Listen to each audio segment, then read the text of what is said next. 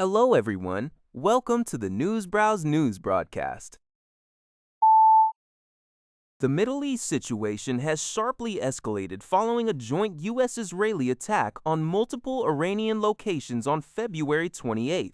The operation, termed Epic Fury by President Trump, resulted in the death of Iran's supreme leader, Ali Khamenei, and other high-ranking officials. Iran retaliated with airstrikes on U.S. and Israeli bases in several Gulf countries. Now, President Trump states a ceasefire agreement is highly possible, proposing that Iran surrender its highly enriched uranium to the U.S. and cease using underground nuclear facilities in exchange for eased sanctions.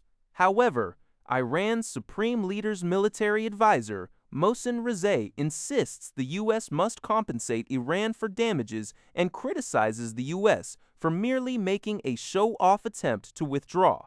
Iranian parliamentarian Ebrahim Rezai echoed this, calling the U.S. proposal America's wish list with unacceptable terms, as reported by Tasnim news agency. This report from Dusherwan highlights the ongoing diplomatic tensions amidst severe conflict.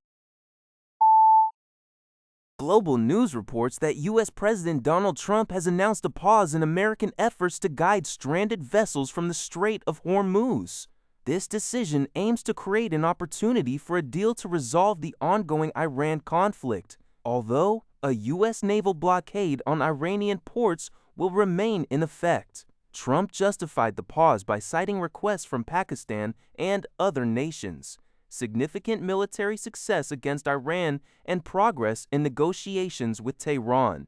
While the White House offered no immediate further details on these negotiations, U.S. officials maintain that a nearly month-old ceasefire is largely holding, despite reports of recent Iranian drone and missile attacks on the UAE. Secretary of State Marco Rubio emphasized that for peace, Iran must agree to nuclear demands and reopen the strait, describing U.S. actions as defensive. Iran disputes claims of sinking military boats, alleging civilian casualties. Shippers remain cautious due to the narrow waterway and ongoing risks. According to Al Jazeera, leaked comments from Major General Avi Bluth, the Israeli commander in the occupied West Bank, exposed a two-tiered firing policy. Bluth reportedly boasted about the army killing like we haven't killed since 1967 and turning villages into conflict zones, while admitting that forces actively shoot Palestinian stone throwers, killing 42 in 2025, but refrain from firing at Israeli settlers engaged in similar acts due to profound societal consequences. Analysts note this double standard reflects Israel's increasingly nationalistic and far-right society, where such policies are openly embraced. The article highlights other discriminatory legislation, such as a death penalty solely for Palestinians and laws amounting to de facto annexation.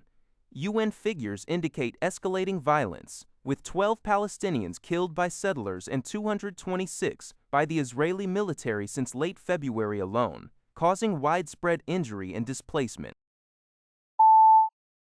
A landmark trial is set to begin in New Mexico, where Meta, the parent company of Facebook, Instagram, and WhatsApp, stands accused of harming young users' mental health and failing to protect them from sexual exploitation.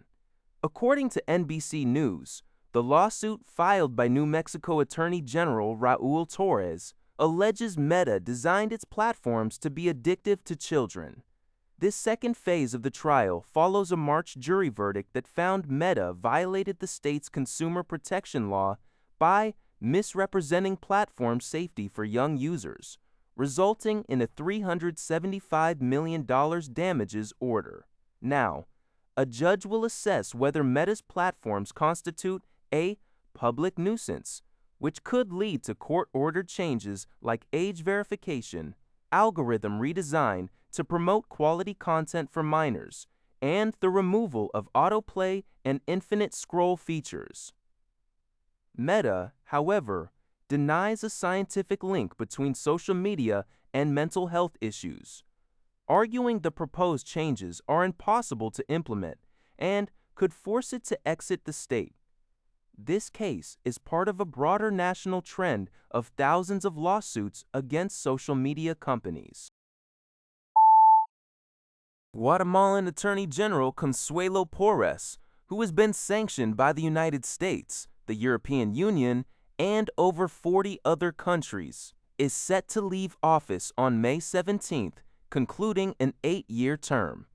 Porras faced accusations of corruption and undermining democracy, particularly for her alleged attempts to interfere with the 2023 presidential election results. Her tenure was marked by intense confrontation with President Bernardo Arévalo, who repeatedly accused her of leading an attempted coup against his administration and his Semilla party. Porras, however, maintained that her actions were solely aimed at enforcing the law. Following his electoral victory, President Arévalo sought her removal through various legal and public channels, deepening the political crisis between the executive and public ministries. UPI reports that Arévalo has now officially appointed Gabriel Garcia Luna to lead the public ministry for the 2026-2030 term, expressing hopes for a new stage of justice in Guatemala. He emphasized that the new Attorney General would ensure impartial justice, free from governmental or partisan influence. Porras had unsuccessfully sought a third term and a seat on the Constitutional Court, which would have granted her immunity from potential future legal proceedings. Her departure could pave the way for new investigations into allegations of illegal adoptions and misuse of the criminal justice system during her administration. That's all for this video. Thank you for watching. See you in the next video.